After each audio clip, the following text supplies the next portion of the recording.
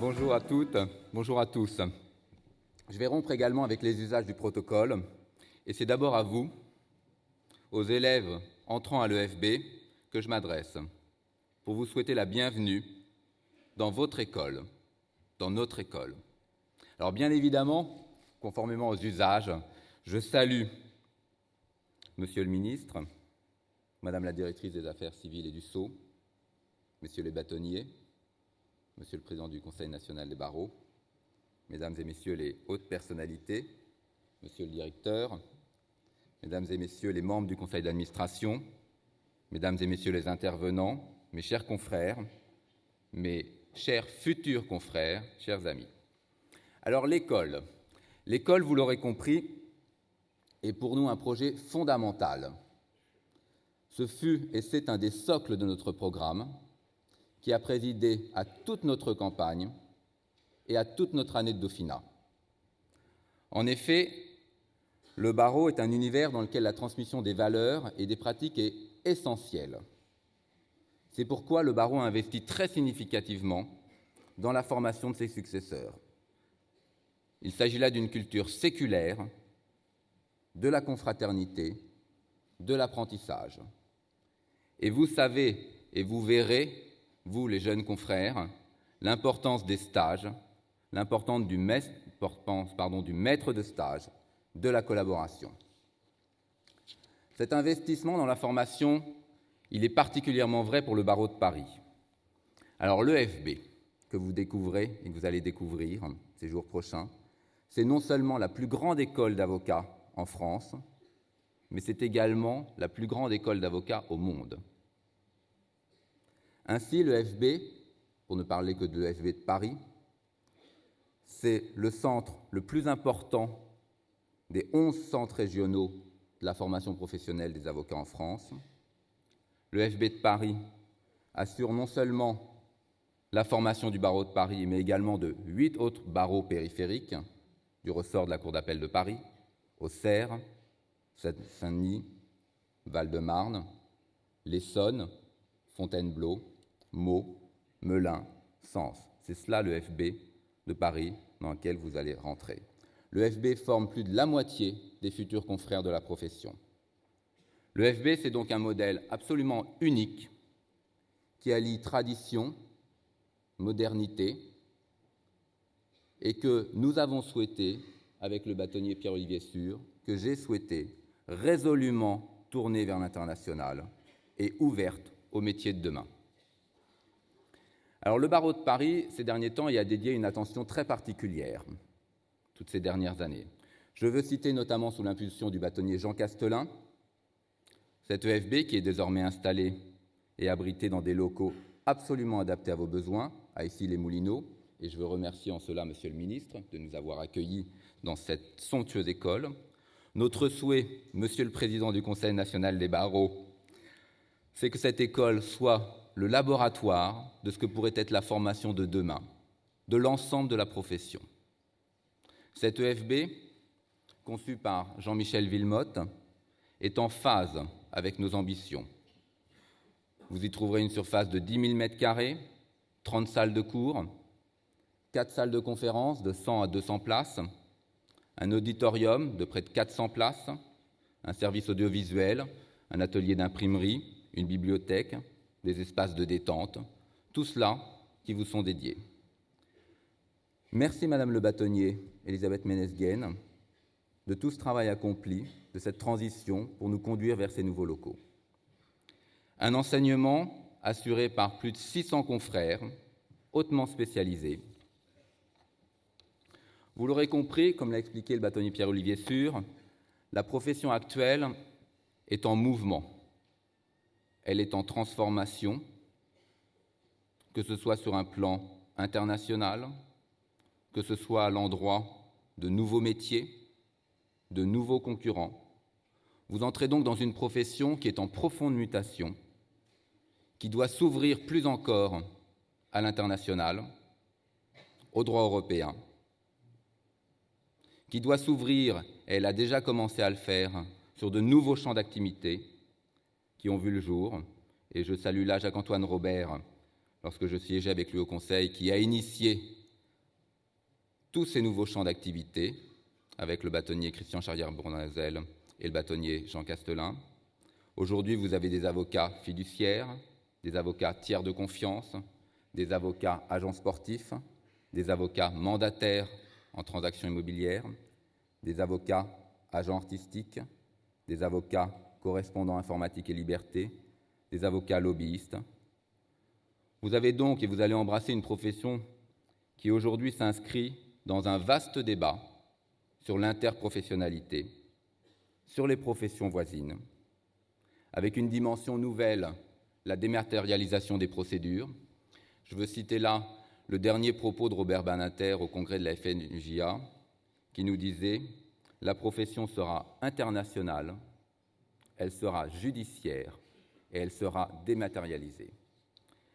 Donc tous ces bouleversements constituent incontestablement tout un ensemble de défis pour nous à relever. À vous, à nous, de les apprivoiser, de nous les approprier, d'appréhender l'élargissement de ces nouveaux champs d'activité pour une profession absolument moderne, tournée davantage encore vers l'extérieur et vers quelque chose qui est fondamental pour moi, pour nous et pour vous tous, le client. Le client, qu'il s'agisse des personnes physiques, des personnes morales, des justiciables. Alors, conscient de ces mutations, et pour revenir sur la genèse de notre campagne, puisque vous l'aurez compris, la formation a constitué un des socles de notre réflexion, de nos préoccupations majeures tout au long de cette campagne et de ce Dauphinat, nous avions, pour revenir un peu sur une petite dimension, pas historique puisqu'elle est assez contemporaine, mais il y a 2 ans, mis en place, dans le cadre de notre campagne, une caravane. Alors la caravane, c'était quoi? C'était un groupe de jeunes composé d'avocats venant d'horizons tout à fait éclectiques et différents, de grands cabinets, petits cabinets, moyens cabinets, et qui régulièrement se réunissaient dans des cabinets tout aussi différents. Et le propos de cette caravane, c'était de nous remettre un livre blanc. Ce livre blanc, c'était quoi? C'était leur vision de ce que devait être demain la profession, de ce qu'elle pourrait être, leur préoccupation quant à leur avenir, une question récurrente aussi qui revenait pour les jeunes et qui revient pour les jeunes, l'opportunité, la pertinence ou non d'un numerus clausus, le besoin vraisemblable de créer ce que nous avons mis en place, un incubateur avec un prix de l'innovation, cet incubateur étant une entité destinée à réfléchir sur les nouveaux demain, les nouveaux métiers, les nouveaux possibles de notre profession. Et le très saillant de ce livre blanc, donc, qui nous fut remis juste avant l'élection, ce fut un besoin impérieux de réfléchir et de s'interroger sur la formation pour répondre très exactement aux attentes de demain. Et c'est dans ce contexte que nous avons, l'élection passée, initié tout un ensemble d'actions. La première fut la mise en place d'un comité scientifique, que je salue ici.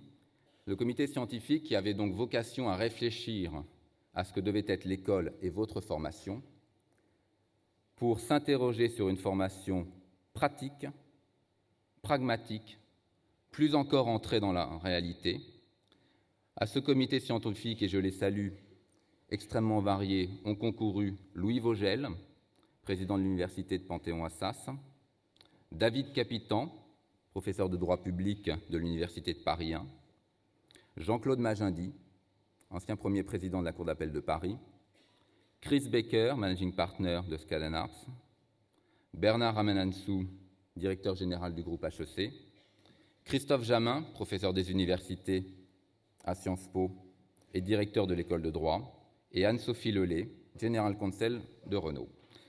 Toutes ces personnes, donc issues d'un univers professionnel absolument différent, avaient pour cahier des charges de réfléchir sur ce que devait être la formation, avec un postulat posé par votre serviteur: éviter toute redondance avec l'université, considérant que votre formation juridique, vous l'aviez acquise à l'université et que le propos de l'école était que cette école soit une école d'application pratique qui vous forme au métier de demain et à votre métier. C'est donc ce que nous avons fait cette année passée, voilà, avec cette réflexion sur le numerus clausus. Une réflexion formée également sur l'excellence. L'excellence, pourquoi? Par rapport au numerus clausus évoqué, qui était évoqué par le directeur et monsieur le bâtonnier, l'excellence pour nous est la meilleure réponse qui puisse être apportée aux défis et aux interrogations de demain. C'est la meilleure réponse que l'on puisse apporter, me semble-t-il, à vos préoccupations, qu'il s'agisse à la fois de la formation initiale, à la fois de la formation continue, que nous avons également, là encore, totalement revisitée avec Sandrine Burbure. Et donc vous rentrez aujourd'hui dans une école revisitée, rénovée, une école d'application pratique qui, nous formons ce vœu, nous le souhaitons, répondent aux attentes de la profession, aux besoins des clients et des justiciables. C'est également, je reviendrai sur ce point, une école de savoir, du savoir et du faire savoir. C'est dans ces conditions que, naturellement, le comité scientifique a sollicité Jean-Louis Scaringuela pour assurer la direction de cette école. Donc Jean-Louis Scaringuela, vous l'avez compris, a assuré la direction des plus grandes écoles de notre nation, le SCP, HEC, la CCI de Paris, la CCI de Paris-Île-de-France. Il allie une parfaite connaissance de la société civile, de la société économique, et de surcroît, c'est un confrère, ce qui nous semblait très important. Donc ensemble, avec Jean-Louis Scaringuela, nous avons redéfini le programme pédagogique qui vous sera présenté cet après-midi. Vous y verrez des enseignements obligatoires, des enseignements électifs, avec 3 fils directeurs, la déontologie, la dimension européenne, la dimension internationale, avec une dimension fondamentale qui doit présider à tout cela, et je ne saurais insister sur ce point, puisque nous naviguons dans un environnement vous naviguerez dans un environnement extrêmement concurrentiel, la relation avec le client, qu'il s'agisse d'une personne physique, d'une personne morale, du justiciable, c'est quelque chose de fondamental. À ce titre, je souhaiterais que Mme Anne-Sophie Lelay, puisque vous verrez, je vais procéder par témoignage tout au long de mon intervention, que Mme Anne-Sophie Lelay, donc General Counsel de Renault, nous indique et nous apporte son éclairage sur l'importance, la préciosité, je dirais, de la relation entre l'avocat, l'entreprise, entreprise-client. Merci.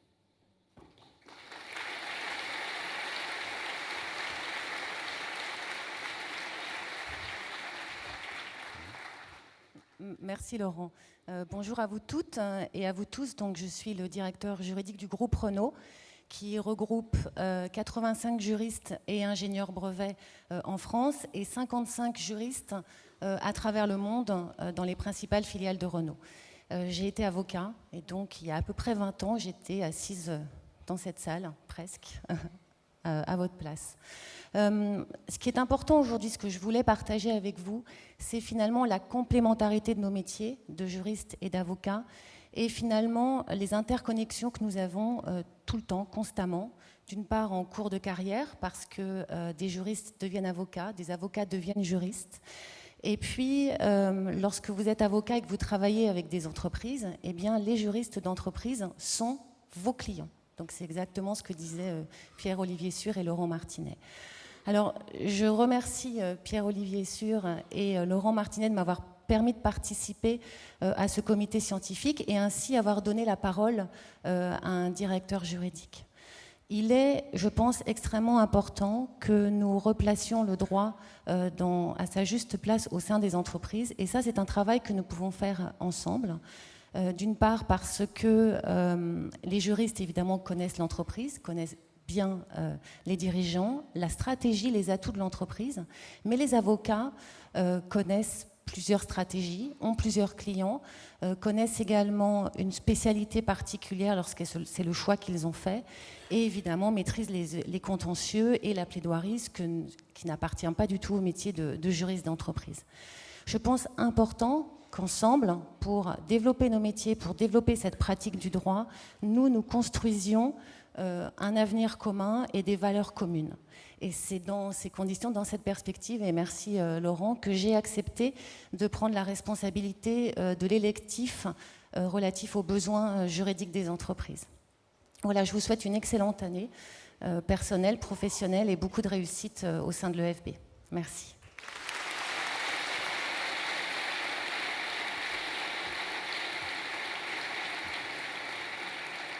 Alors, l'école, c'est aussi, cette dimension nous a semblé fondamentale, c'est une école du savoir, c'est une école du faire savoir.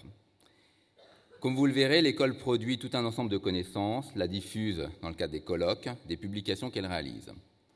Mais pour positionner plus encore l'école, il nous a semblé très important de créer et de mettre en place une fondation du droit. Le propos de cette fondation du droit, il est simple, c'est de signer des partenariats avec les grandes écoles françaises et étrangères, les grandes universités françaises et étrangères, sur la base, et j'insiste sur cela, d'une réciprocité. C'est précisément l'objet et le cahier des charges qui est confié à la Fondation du droit, qui est de centraliser tous les travaux scientifiques de la profession, de l'école, lecture faite de la grande bibliothèque du droit que nous mettrons également en place, du Wikipédia du droit.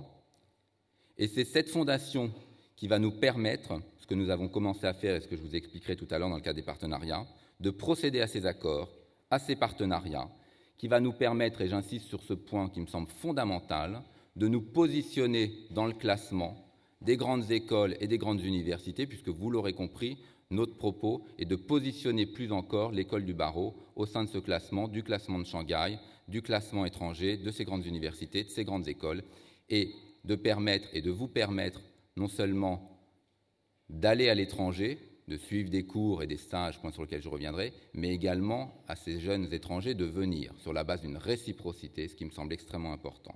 Et donc, cette Fondation du droit dont la présidente est Mme Janine Franceschi-Bariani, si vous voulez bien, sur ce point, juste partager votre vision sur ce qu'est cette fondation et en quoi elle nous sera précieuse et utile pour nous positionner ainsi. Merci.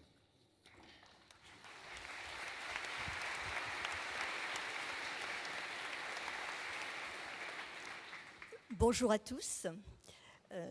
Je me tourne d'abord vers l'ensemble des étudiants. Je dois dire que je suis très impressionnée de vous voir si nombreux ici aujourd'hui. Et que je voudrais, pour commencer, faire référence à une citation que j'aime beaucoup. « Ami, qu'est-ce qu'une grande vie, sinon une pensée de la jeunesse exécutée dans l'âge mûr ?» La formation, les jeunes avocats, c'est mon combat, mon engagement depuis que j'ai prêté serment en 1976, que j'ai rejoint l'UJA en 1977, que j'ai travaillé à l'Ordre, puis au CNB. C'est mon enthousiasme et mon énergie que je souhaite mettre au service de cette fondation. Alors la fondation, c'est Pierre-Olivier et Laurent qui l'ont souhaité pour accompagner l'action de l'école de formation. C'est une mission exceptionnelle. J'avais bien entendu préparé un discours pour vous détailler tout ce que nous allions faire, mais j'ai compris que Pierre-Olivier avait déjà parlé du constat, de l'excellence de la place de Paris que nous voulons porter avec la Fondation, que Laurent a parfaitement bien détaillé déjà les plus importantes actions que nous ne manquerons pas de mener. Je comprends bien que le planning est un peu serré et que d'autres vont intervenir après moi. Je voudrais simplement vous dire que cette fondation aura un rôle essentiel.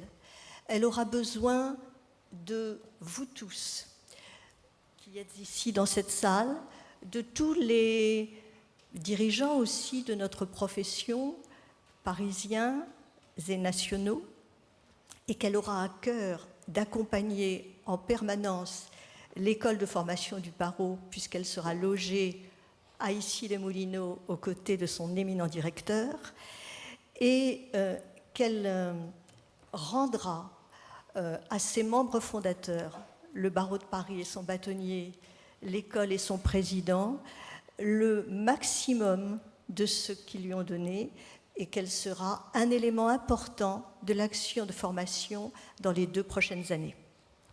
Janine, merci.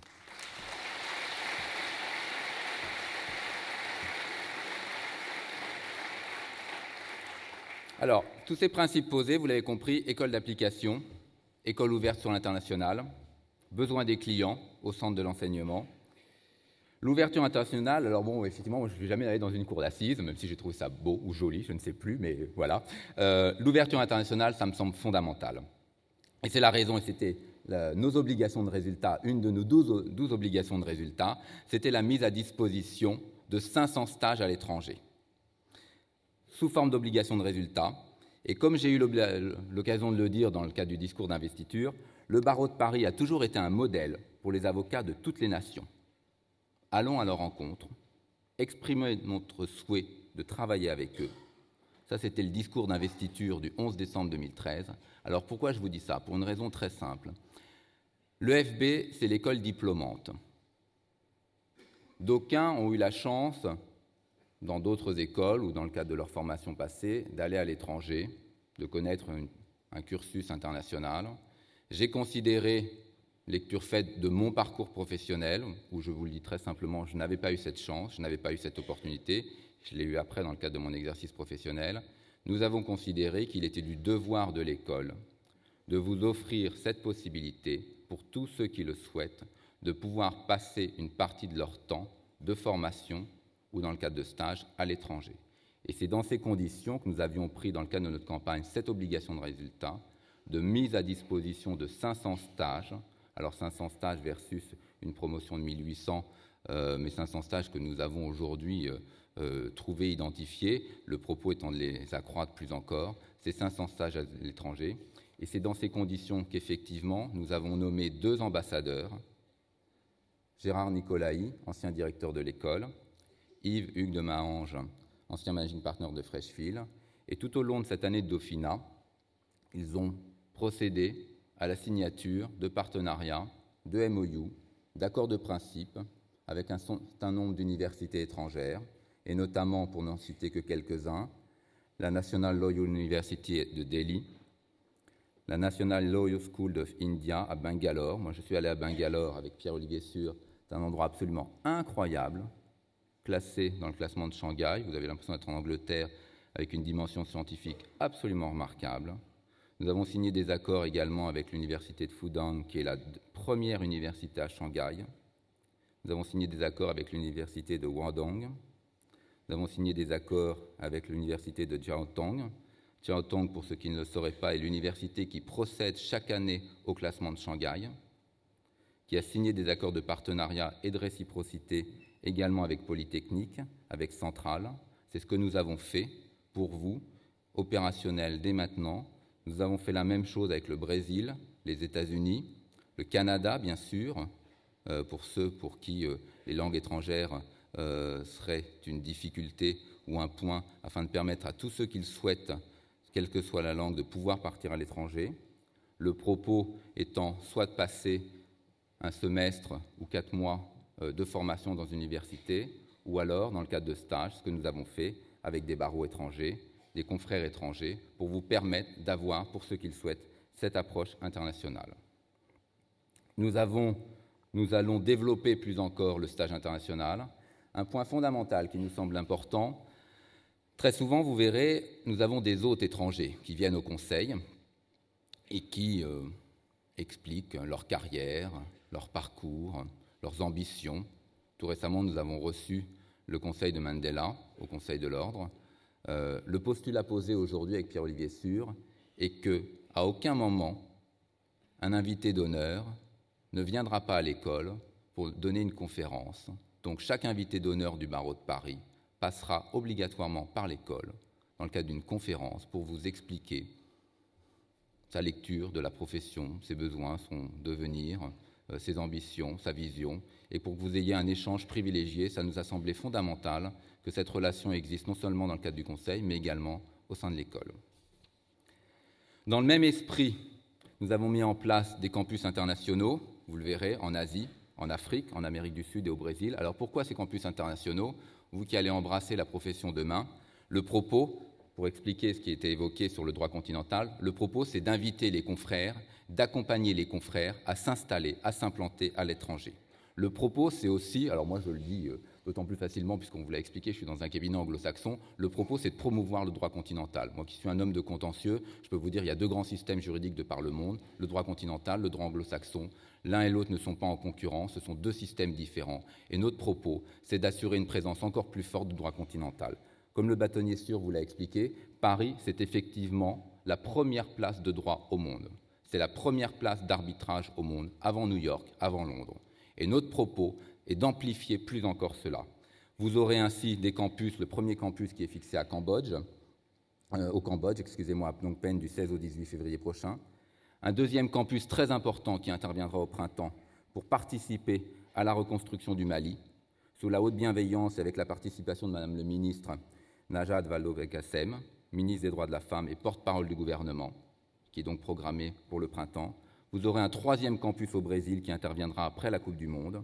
Et notre propos, c'est d'associer l'école, dans le cadre notamment de la Fondation du droit, et notamment au Mali, pour participer à la reconstruction de ce pays par le droit. Et vous serez conviés et invités, dans le cadre de vos travaux scientifiques, que vous pourrez donc apporter à cette construction dans le cadre de ces divers campus.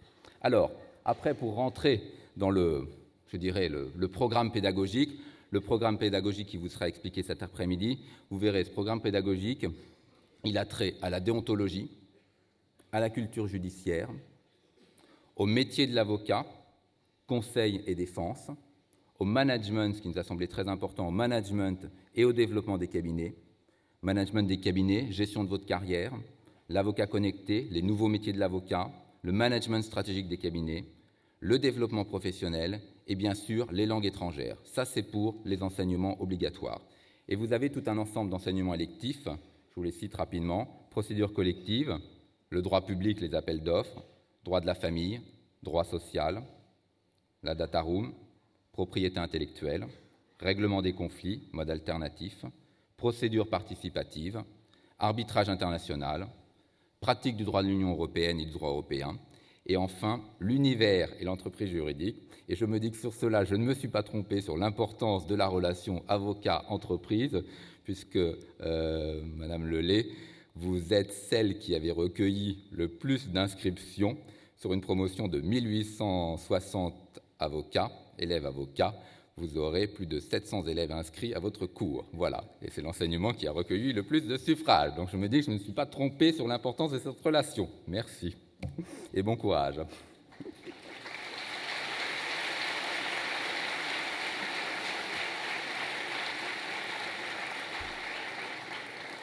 Tous ces enseignements auront pour fil directeur une approche européenne, internationale et une dimension déontologique. Je tiens à ce titre également à remercier Sabine Dugrand-Rue, qui a bien voulu accepter à nos côtés d'assurer cet enseignement fondamental. Et une première, puisque pour vous montrer l'importance de la déontologie dans l'exercice, dans notre exercice professionnel, une première, je pense, dans l'histoire de notre barreau, c'est que la déontologie sera assurée par votre bâtonnier et votre vice-bâtonnier. Voilà, nous serons donc tous les deux aux commandes pour assurer la...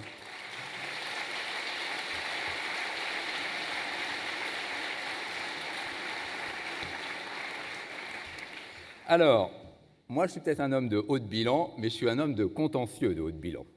Et donc il y a une chose à laquelle je suis, et je me tourne vers Mesdames et Messieurs les magistrats, il y a une chose à laquelle je suis extrêmement attaché. Prenant un peu en cela comme modèle ce qui se passe au Canada. Je suis très attaché à une relation harmonieuse, nourrie, avec les magistrats. Cette relation, selon moi, elle doit exister et elle doit naître dès votre entrée dans l'école et elle doit présider à tout votre parcours professionnel. Et c'est la raison pour laquelle j'ai demandé à Jean-Claude Magendie, ancien premier président de la Cour d'appel de Paris, de prendre en charge un enseignement qui s'appelle le foisonnement, qui est également l'un des fondamentaux pratiques de notre école. J'ai souhaité également mettre en place des formations communes avec l'École nationale de la magistrature, avec son directeur Xavier Ronsin, afin qu'il existe ainsi une relation dès l'origine, dès vos premières heures de formation, sereine, empreinte de profond respect et de connaissances réciproques de nos deux métiers. Monsieur le Président Magendie, si vous pouviez sur cela nous apporter votre lecture ou votre contribution, merci beaucoup.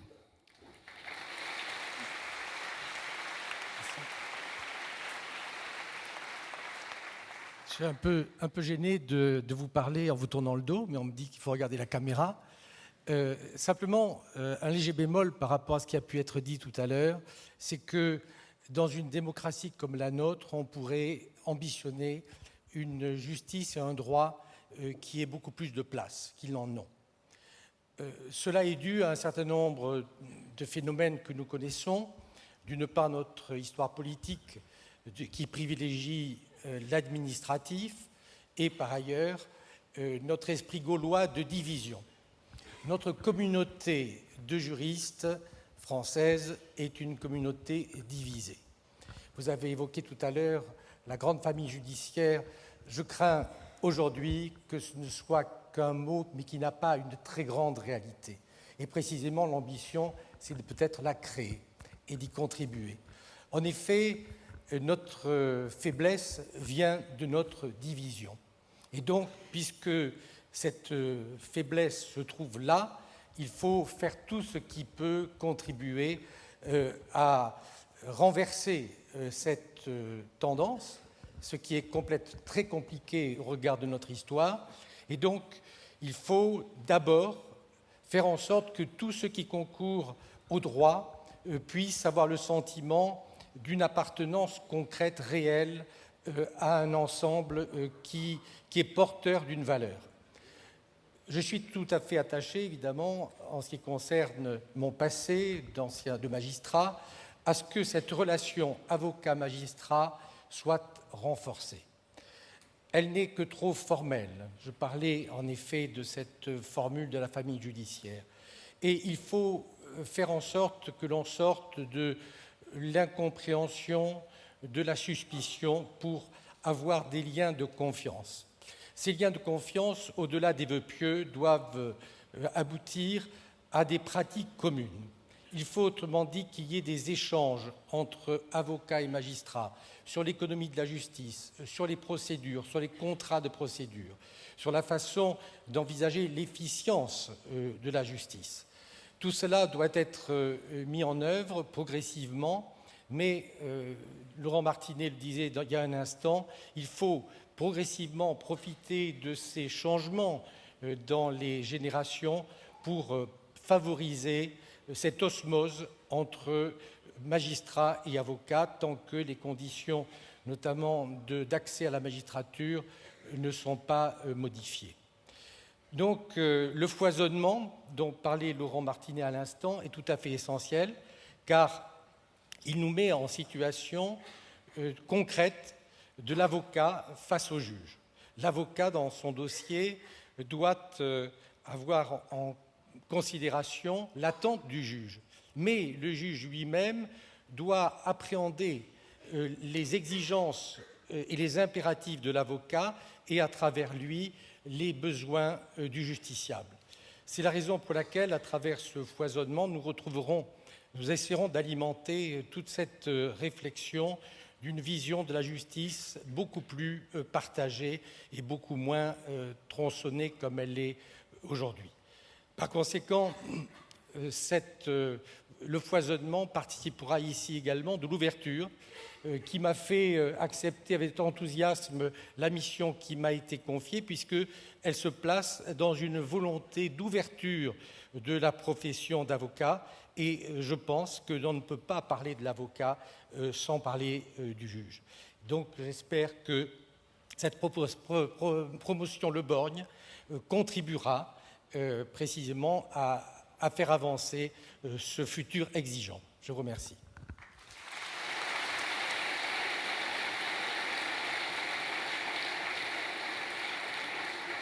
Merci, Monsieur le Président. Pour conclure, je voudrais vous adresser un message très personnel. Pour vous dire qu'ensemble, avec le bâtonnier, le vice-bâtonnier, le directeur de l'école, le comité scientifique, la présidente de la Fondation du droit, nous avons préparé un programme, vous l'aurez compris, absolument nouveau, qui est un parcours obligé pour le CARPA, où nous avons revisité l'école, nous avons revisité le programme, nous avons revisité, les enseignements, les enseignants. Donc ce que j'attends de vous, c'est que vous prépariez ce projet d'intégration, vous verrez, dans le cadre des stages PPI, des électifs, de vos expériences professionnelles. Ce que j'ai envie de vous dire, c'est que votre destin, il est entre vos mains. Chacun de vous est absolument unique. N'hésitez pas à vous l'approprier, à utiliser les moyens que met à vos dispositions le FB. je peux vous dire que ma porte vous sera toujours ouverte pour des critiques, des observations, des améliorations par rapport à ce programme. Donc franchement, n'hésitez pas à vous approprier cette école, c'est la vôtre. Je vous dis une chose, c'est que le propos, ce n'est pas de vous spécialiser au sein de l'école, c'est une école d'application, une école de découverte. Moi, je suis un ancien élève de Sciences Po, j'ai adoré à Sciences Po tous les cours optionnels, donc je vous invite, avec gourmandise, pardon de ce terme, à aller vers les enseignements électifs pour découvrir des horizons nouveaux, des champs nouveaux, pour découvrir des choses différentes que peut-être vous ne pratiquerez pas, peu importe, mais le propos, ce n'est pas de vous spécialiser, c'est que vous ayez une vision assez exhaustive de ce que peut être la profession, les différents métiers que l'on peut exercer, puisque l'on peut être pénaliste, avocat d'affaires, aller en cour d'assises, mais tout ça, c'est le même métier. Donc franchement, explorez tout ça, allez-y. Et donc, au-delà de la technique du droit, au-delà des petits soucis que vous aurez à connaître au jour le jour, qui ne manqueront pas d'émailler la scolarité, votre vie professionnelle, dans tous ces moments de doute, d'incertitude, dites-vous que vous avez la chance de vous préparer et d'exercer ce qui est peut-être le plus beau métier du monde, dans la plus belle ville du monde, dans une école absolument nouvelle, architecturalement, vous verrez, absolument somptueuse. Donc, qu'importe, et j'insiste sur ce point, qu'importe vos spécialités de demain, vous serez avant tout unis par des valeurs communes, notre déontologie, et c'est la raison pour laquelle nous avons décidé d'assurer cet enseignement, cette déontologie protectrice qu'il vous appartient de préserver, c'est une valeur fondamentale que nous commencerons à vous inculquer donc dès les premiers cours.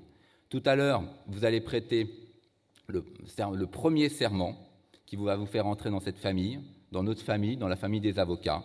Alors, soyez-y les bienvenus.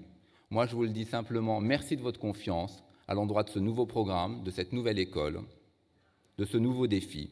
Merci.